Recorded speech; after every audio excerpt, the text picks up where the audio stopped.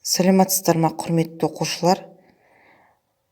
Көркемдік пәннен 5-ші сынып сіздердің алғашқы 490 тақырыптарыңыз. Сабақтың тақырыбы тамақтану мәдениеті.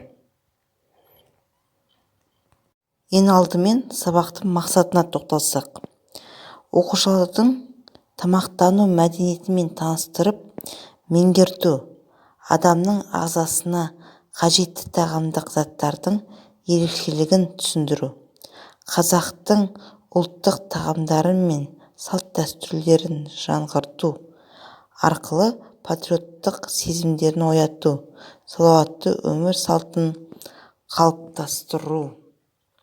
Дұрыс тамақтану – ол тамақтың құрамында негізгі қоректі заттардың болуы, нәруыз, майыз, көмірсу болуы, тамақтың рационында қосымша заттардың болуы, витаминдердің болуы.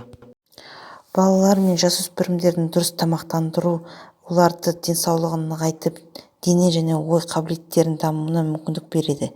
Еңбек ету мен сабақ үлгеру қабілетін арттырады. Егер тамақтану дұрыс ұйымдастырылмаса, тиімсіз, яғни жеткіліксіз болса, организмде метаболизм, зат алмасу бұзылып, оның айналадағы ортаның зияны әсеріне және әртүрлі жұқпалы ауруларға қарсы тұрарлық қабілеті төмендейді. Мәдениеті. Оқушы жұмысы. Дұрыс тамақтану үшін тамақтанудың гигиеналық ережелерін сақтау керек. Тамақ ішер алдында қол жуу керек. Тамақты жиі қолдану, майлы, тәтті, тұзды тағамдарды пайдалану зиянды әдеттерге жатады. Тамақ ішкен кезде сөйлеме, тамақты жақсылап шайна, әдептілік сақтау керек. Ретсіз тамақтану көбінесе асқазан ауруларына жалықтырады.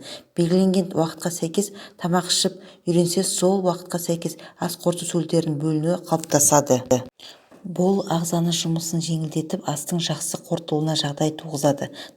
Келесі сайтымызда тамақ пирамидасы тұр. Бұл пирамидада қоректі заттар рөлі туралы ғылыми білімдерді және ағзаның қажеттіліктерін қоғамда қалыптасқан тамақтанудың дәстүрлерін бейнелейді.